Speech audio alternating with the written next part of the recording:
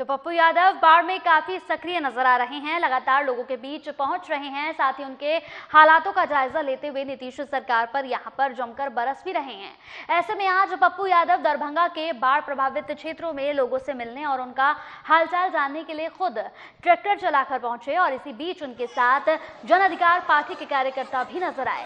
मौके पर उन्होंने लोगों से उनकी समस्याओं को सुनने के साथ ही बाढ़ से प्रभावित लोगों की आर्थिक मदद भी की।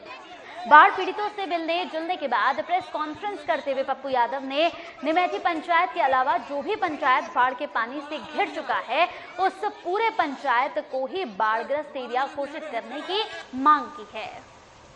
बीजेपी को डराने के लिए या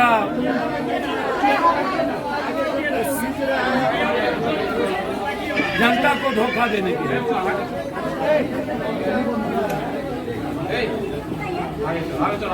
और उसका प्रतिफल क्या नहीं। बाढ़ पे चर्चा नहीं, बाढ़ क्षेत्र आपने घोषित करने की घोषणा नहीं की, आपने फसल मुआवजा की बात नहीं की, आपने घर क्षतिपूर्ति की बात नहीं की, आप जानवर क्षतिपूर्ति की बात नहीं की, आप किसी भी तरह का लोन जितना बाढ़ प्रभावित इलाका है उसको लोन माफ करने की बात नहीं की, आप 20,000 रुपया अकाउंट में डालेंगे कि नहीं उस पर बात नहीं की, बांध टूटे उस पर एफआईआर होगा कि नहीं उस पर बात नहीं की, हर साल 40 बांध टूटते हैं उसकी जांच होगी इस पे बात नहीं की, 30 सालों में सभी सिंचाई मंत्री आपदा मंत्री की जांच होनी चाहिए उसकी संपत्ति की इस पे बात नहीं की, नैतिकता के आधार पर यह बर्खास्त करना चाहिए मंत्रिमंडल से आपदा मंत्री और सिंचाई मंत्री को।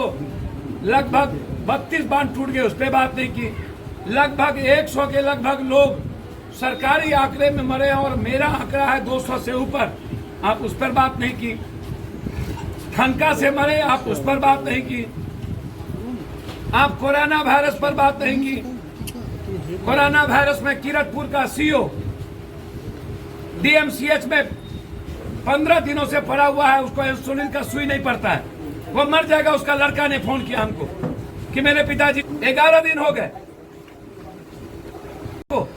चुल्लू भर पानी में डूब के मर क्यों नहीं जाता ये? 5 महीने से ये लोग रूम में कैद है। मोदी गोदी लालू भालू नीतीश फीतीश, ये जो पीछे में बोल रहे हैं पैसा लेके वोट देने वाला, ये जो अभी बोल रहे थे यही लोग पैसा लेते हैं वोट देते हैं, उसके बाद बाढ़ का क्यों नहीं आएगा? बांध तोड़वाता है इसलिए कि पैसा लेकर के गरीब को फिर खरीद देंगे। फ्लड फाइटिंग का काम क्यों होता है? फ्लड फाइटिंग का काम होता है डिजास्टर के आधार पर। कोई ऑडिट नहीं है दुनिया में और न ही कोई आरटीआई है। अरबों खरबों लूट लो ले जाओ घर, आपदा का पैसा लूट लो ले जाओ घर, पन्नी नहीं, नाव नहीं, राशन नहीं, जनरेटर नहीं, मेडिकल कैंप नहीं, खाने का कैंप नहीं, फिर क्या? कोई घर दरभंगा मुजफ्फरपुर का कोई फूस का घर नहीं बचा, जिंदगी तबाह हो गई।